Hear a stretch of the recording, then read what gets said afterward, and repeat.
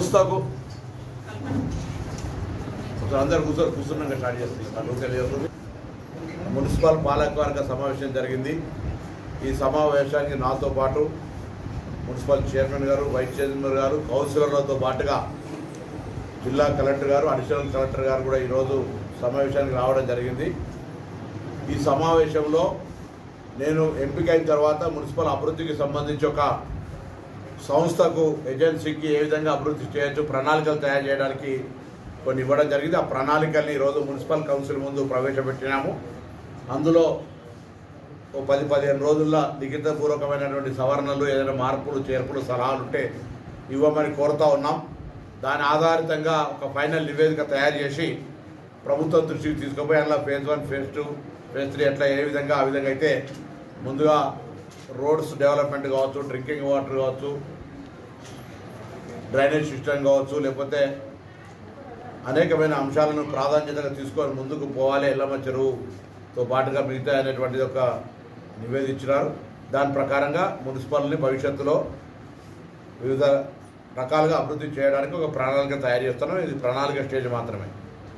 నేను ముందే మీటింగ్ సమావేశం సందర్భంగా చెప్పినా ఇది అనుమతులు కావు, ఇది ఒక ప్రతిపాదన, అందరూ కలిసి చేస్తూ ఉన్నాం.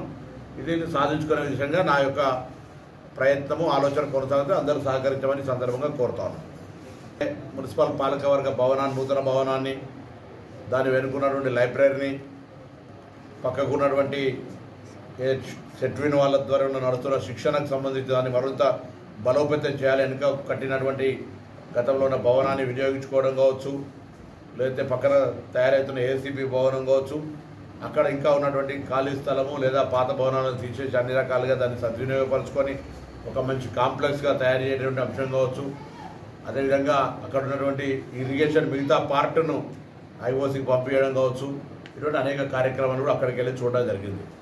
దీంతో పాటుగా తొందరలోనే ఎఫ్ఎస్టిపి ప్లాంట్, ట్రీట్మెంట్ ప్లాంట్కి సంబంధించి కావచ్చు, లేకపోతే వెజిటేబుల్, నాన్ వెజిటేబుల్ మార్కెట్ కావచ్చు, స్టేడియం కావచ్చు, ఇవన్నీ కూడా తొందరలోనే ఒకసారి విజిట్ చేసి వాటి అభివృద్ధికి సంబంధించి కూడా ప్రజెంటేషన్లో ఉన్నది. మిగతా అంశాలు కూడా చూడడం జరుగుతుంది.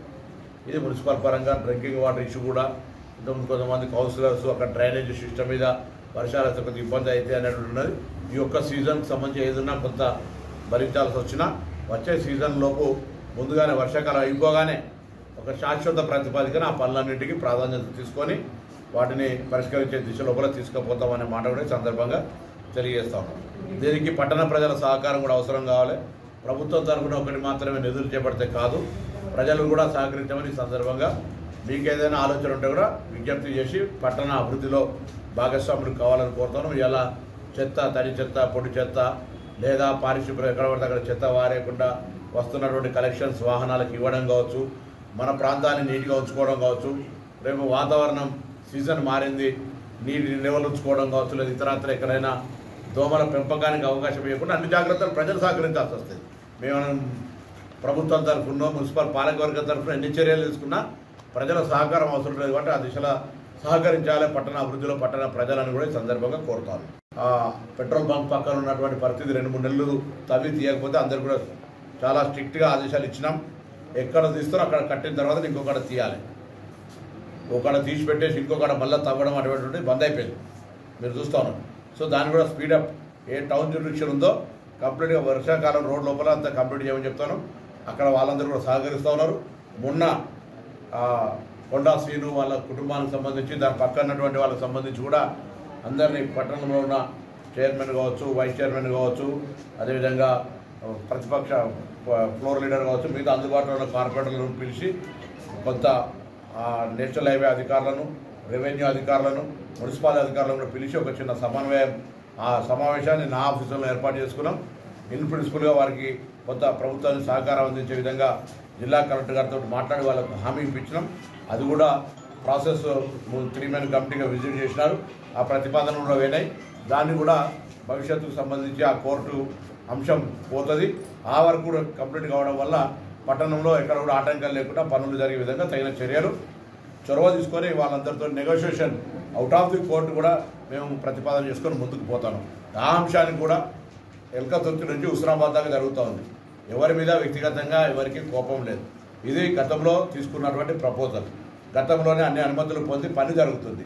ఈ పని జరగడానికి కూడా కొంత గొప్ప వరకైనా నష్టమైతే కూడా దయచేసి పట్టణాభివృద్ధిలో భాగస్వాములు కండి.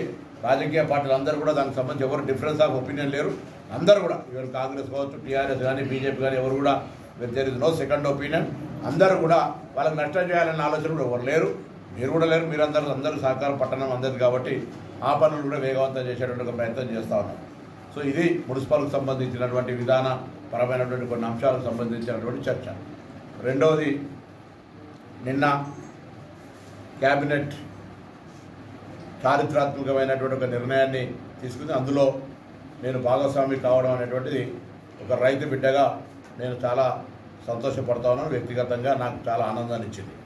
ఎందుకంటే రైతులు ఇబ్బందులను దృష్టిలో పెట్టుకొని రాహుల్ గాంధీ గారు అక్కడ వరంగల్ ఇచ్చినటువంటి రైతు డిక్లరేషన్లో భాగంగా రుణమాఫీ 2 లక్షల రూపాయలని చేయాలనే నిర్ణయాన్ని నిన్న మంత్రివర్గ తీర్మానం ఆమోదం చేసింది. దాని విధి విధానాలను త్వరలో జీవో ఇస్తారు. ఆర్థిక శాఖ మంత్రి దానికి సంబంధించిన మొత్తంగా నిన్న ముఖ్యమంత్రి గారు స్వయంగా ప్రెస్ కాన్ఫరెన్స్లో చెప్పినారు. దానికి సంబంధించి భవిష్యత్ అంటే ఏ తేదీ నుంచి అమలవుతాయి, ఏ విధంగా బ్యాంకులలో దానికి సంబంధించిన జమ చేయబడతాయి. ఫేజ్ బ్యాడర్ కాదు, గతంలో పావుల అటు ఇచ్చినట్టు కాకుండా ఒకేసారి మొత్తంలో దానికి సంబంధించినటువంటి అమౌంట్ను రైతులకు ముట్టజెప్పాలనేటువంటి నిర్ణయం తీసుకొని ఆ దిశ లోపల కార్యక్రమం కొనసాగుతోంది. నిన్న క్యాబినెట్ సమావేశం జరిగింది. క్యాబినెట్ సమావేశం తర్వాత మిగతా ప్రక్రియ ముందుకు తీసుకుపోయే విధంగా ప్రభుత్వం చర్యలు తీసుకుంటే కొంత తొందరలోనే జీవో వస్తుంది. జీవో తర్వాత ఎగ్జిక్యూషన్ స్టార్ట్ అవుతుందనే మాట కూడా ఈ సందర్భంగా తెలియజేస్తా ఉన్నాను. ఈ అంశం ఒక చారిత్రాత్మక నిర్ణయం.